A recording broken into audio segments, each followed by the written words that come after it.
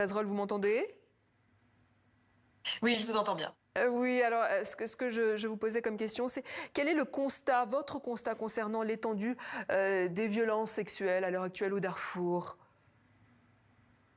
Bien, hélas, le problème, c'est que les victimes ont très peu accès aux soins, que nous sommes présents dans quelques structures, mais que, évidemment, on ne voit pas du tout l'étendue complète des dommages qui sont faits à ces femmes, puisque il y a beaucoup de stigmatisation et le manque de structures d'accueil pour pouvoir les prendre en charge, qui font que ce que nous voyons dans nos structures, ça n'est vraiment que le sommet de l'iceberg, qui est bien plus important que ce que l'on ne peut même imaginer aujourd'hui. Mais le constat, quel est-il exactement?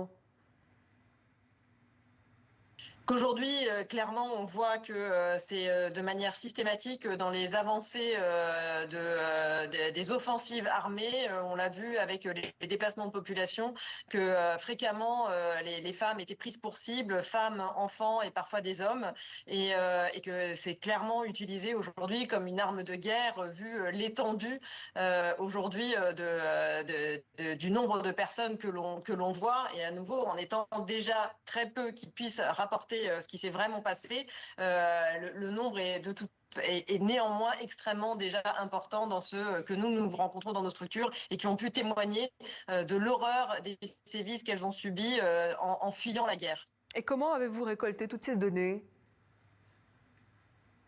Nous sommes aujourd'hui présents dans plusieurs structures, notamment au Darfour, dans le Darfour du Nord et le Darfour du Sud, et nous avons accueilli nombre de ces survivantes lorsqu'elles ont fui des attaques comme sur le camp de Zamzam ou à la suite de la prise de la ville d'El Fasher.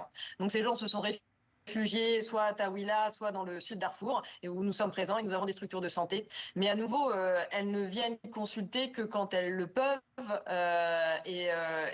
mais il y a énormément de stigmatisation de la part du reste de la population. Il y a un accès aux soins qui est difficile, puisqu'il faut pouvoir se déplacer et aller jusqu'à la structure de santé, savoir que la structure de santé existe, et nos moyens sont évidemment extrêmement limités par rapport aux besoins de la population. Donc aujourd'hui, cette prise en charge n'est pas suffisante par rapport aux besoins et au nombre de victimes qui sont recensées aujourd'hui. Et aujourd'hui, qui peut être tenu responsable de ces crimes en quelques secondes? Nous, ce que l'on se contacte dans les témoignages que nous avons reçus, ce sont souvent des hommes en armes. Donc au Darfour, on parle beaucoup des forces de soutien rapide, mais nous sommes également présents dans d'autres endroits, et ce sont des hommes en armes, quelle que soit leur appartenance à quel groupe armé. Mais dans le Darfour, aujourd'hui, on parle vraiment des forces de soutien rapide qui sont en grande majorité les responsables de ces violences sexuelles.